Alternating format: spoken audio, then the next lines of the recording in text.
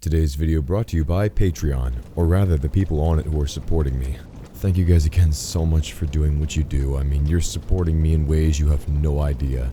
If you want to support me, my Patreon link will be in the description, but obviously please do not feel obligated. I'm just happy you guys watch, and for those who have to reduce how much they're giving me or completely drop off my Patreon, please do not apologize. I completely get it. The whole reason I even have a Patreon in the first place is because life, finds a way to fuck you over. So, I totally get it. So, anyway, enough of my rambling. On with the review. Swing into action. Haha. With the greatest jungle adventure of all. Sources, please. As spectacular animation. as spectacular animation and dazzling songs bring Edgar Rice Burroughs' timeless fantasy to life. If this is life. Ow! Begging your pardon, Professor. Jane, help! You are our hope. Our grandfather. You are our dream of our I want to die.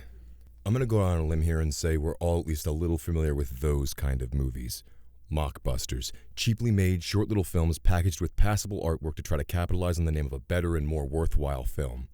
Trick the absent-minded mothers and grandparents into buying these shitty short films in a rush to get their child something they'll be happy with for their birthday. And Golden Films making this 3 months before the release of the much higher quality, more anticipated feature Tarzan, just a coincidence. I mean, just wait until you see the artistic integrity behind this masterpiece. It's like someone read the book and said, yeah, Disney's gonna fuck this up. We need to do this right. And then they had a celebrity party and snorted all the money away, so this is what we got instead.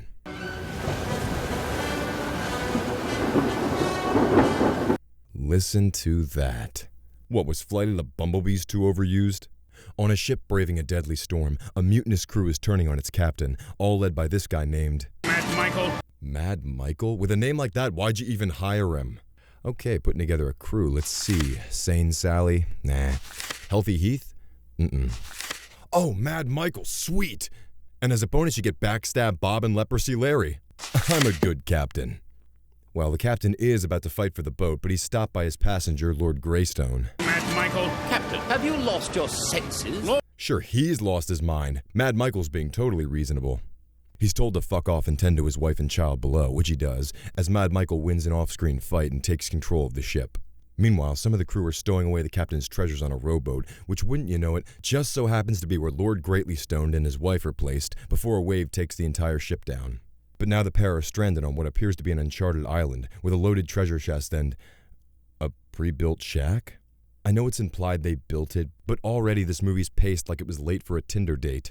So they skip over some details and rush character interactions. Almost like they didn't care. During one spirited night, Lord Lame Name recounts how his son said his name for the first time. Cool that we didn't get to see it, but don't want to grow too attached and care about these characters, knowing the story of Tarzan. They won't be around too long. And to help us with not caring, here's our first bland song of the movie. Never look back and never forget. You are our hope. You are our dream of our Wow, that's lovely. I had just enough time to refill my coffee. Okay, what's next? Attack!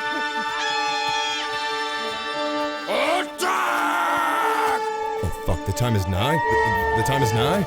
Kill the humans! Kill all the humans!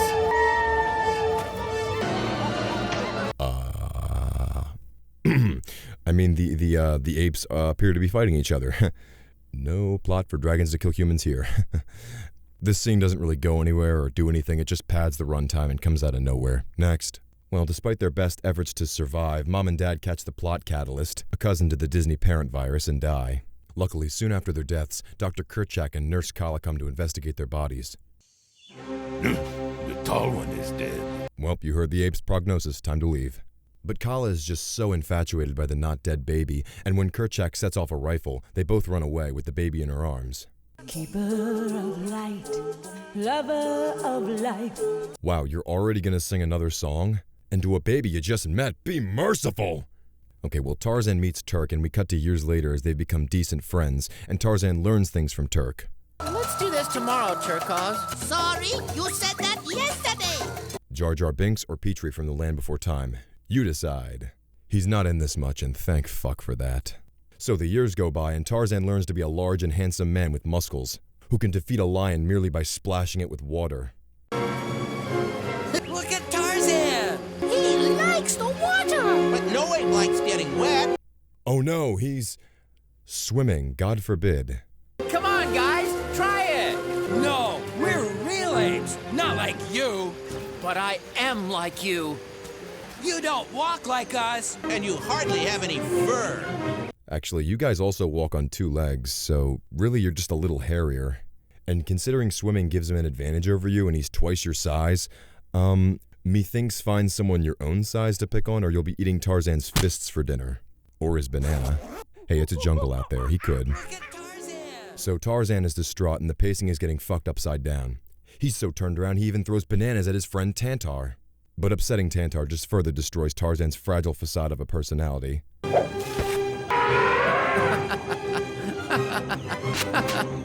I'm sorry. And after that emotional whiplash, Tarzan stumbles across his parents' old home, and the tone becomes so heavy it rips the sun from the sky. As he's investigating the scene, Tarzan comes across a flint and steel, instantly using it to make a fire, and then collecting a knife without even checking what's inside first, as if he knows what it is. Because pacing means animation means money, and that last line of coke was really important to the director's vision, goddammit. Ooh, ow, ah! Tarzan hates shiny biscuits. Me want read alphabet books. Tarzan decides to try to learn the English language from the scarce books Gayfoam and his wife left when they landed here, and he does it. In a single night, no less. But oh no! Just after getting a handle on the English language, Tarzan is informed that the previous scene is happening all over again. Well, Tarzan says English cool but fuck doors, leaving to join the fight, where he wrecks more ass than a bad dragon bicycle seat, letting out his iconic howl and winning the hearts of all the primates. Well, I mean, hey, you know, Tarzan, buddy, a bad howl isn't the end of the world. A bad howl is, Lily helped Garth. Maybe look into that. Everyone loves Tarzan now, and they party the night away, all except Kerchak, who's frustrated by someone, stealing his thunder, I guess. He's kind of been established as bossy towards Kala, but nothing else. He's not like the leader or anything. He's just another ape. Probably just another creative decision on part of the director. That looks good. After earning the love of all of his people, Tarzan happens across quite a sight. Some indigenous people. But more importantly, a bow and arrow he can steal. We get a little time with Tarzan training with it, being a little quirky and all that.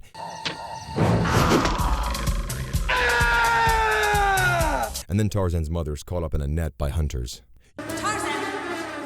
Using her psychic link with Tarzan, Kala sicks her giant man-ape on the feeble men, who all retreat with their loincloths between their butt cheeks. The two return and Kala boasts of Tarzan's heroic deed, which leads to Tarzan's dick-sucking song, Tarzan of the Apes, which... I blazed my way to victory. I blasted all my enemies. I'm Tarzan of the Apes. Okay, that was actually pretty good. For good time standards, this is catchy and vocally leagues ahead of the norm. And it's even shorter than the other songs, barely 2 minutes. Bravo, guys. But Keychain is sick of being forgotten about. Have you forgotten that I am leader of the brown apes? So he attacks Tarzan's mother and the two start fighting. He has to chase the bastard up a waterfall because I guess an ape wouldn't know anywhere better to hide in the jungle.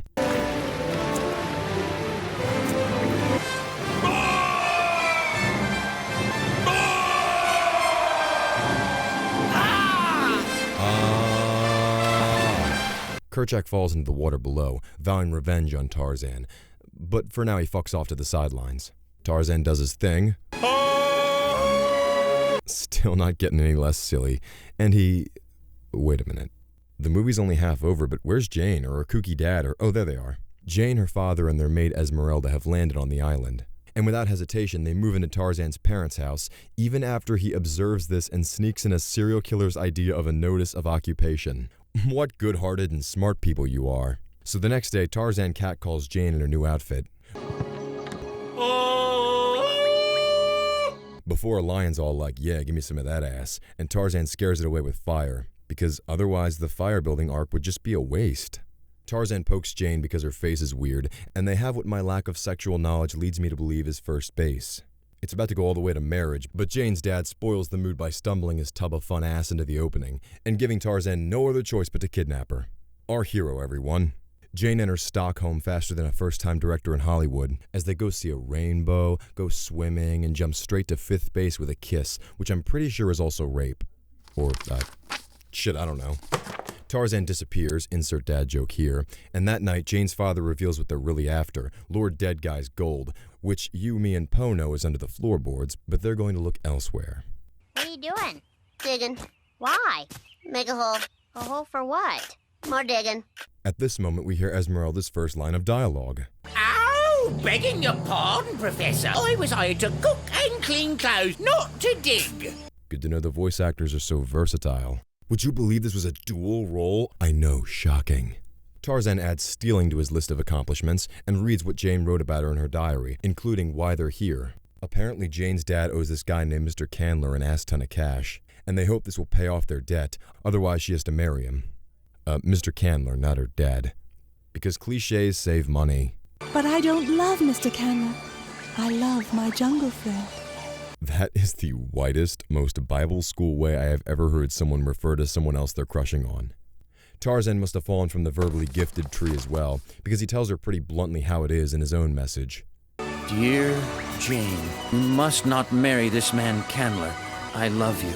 I will always love you. Signed, Tarzan.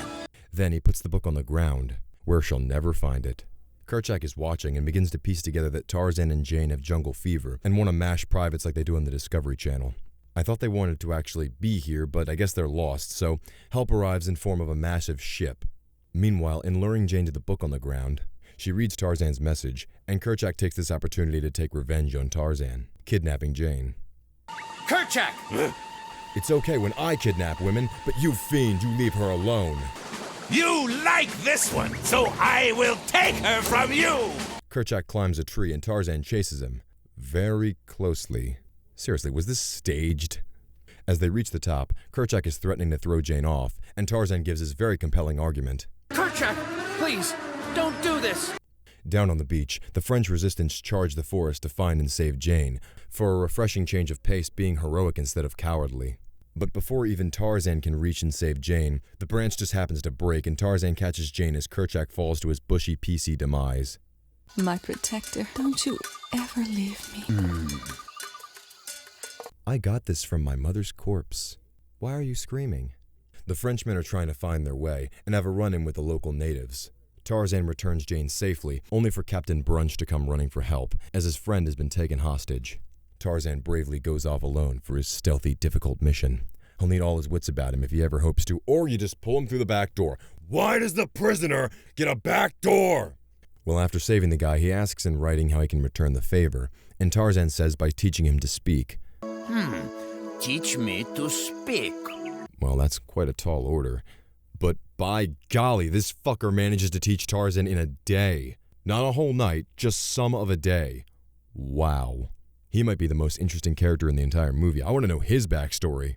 Unfortunately, Jane's dad says it's time to go and fuck the Frenchman. Don't be angry with me, my dear. Something must have happened to them. We must return home. Sort of. And they leave the pair behind. Tarzan and the guy, what happened to his face? Oh my God. Oh, see, this is what actually happens when you live in a jungle since childhood.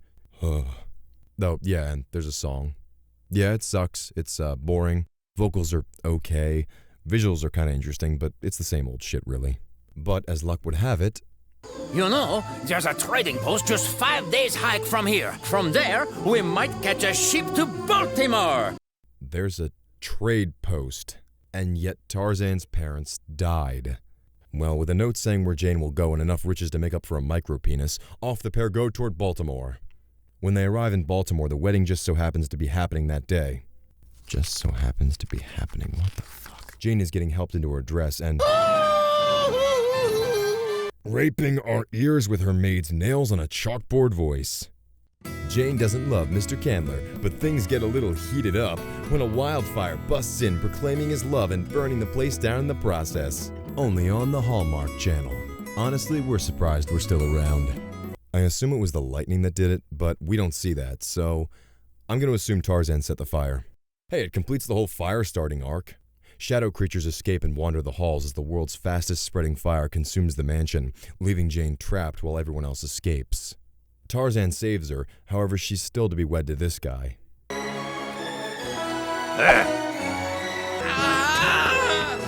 Well, good to see Tarzan is also great at handling financial issues, though it looks like that won't be much of a concern, considering they have enough money to put Bill Gates in some leather gear for an hour. The two embrace, and Tarzan gets ready to take her right there, but decides to first tell her where they'll be spending the rest of their lives. Oh, you can't be serious. Not the jungle. Oh, he's serious, honey. I hope you got all your shots. I mean, it looks like she doesn't mind, but more looks like she's willing to put up with it for a wealthy Ryan Reynolds of the jungle. And our movie finally ends. Tarzan of the Apes. It was exactly what you thought it was going to be, wasn't it? The movie was bland, poorly animated, and badly paced. Just overall really janky as fuck. That being said, the music was actually nice, especially the song Tarzan of the Apes, which I actually caught myself humming here and there. It's not great, but the blandness of the others kind of level it out. During the romantic section, the cheapness shows through, but they at least try unique imagery. Still, it's just what you expect a knockoff to be. Cheap, disappointing, and only with enough in it to justify putting it on a disc. I'd normally make some kind of joke here about the movie to end off on, but it's not like anyone here thought, oh, this looks good. We're really just here to rip apart somebody's terrible effort to leech off Disney's success, aren't we? And did we have fun? Well, I did. But let me know if you all did. Peace, guys. I am Jack.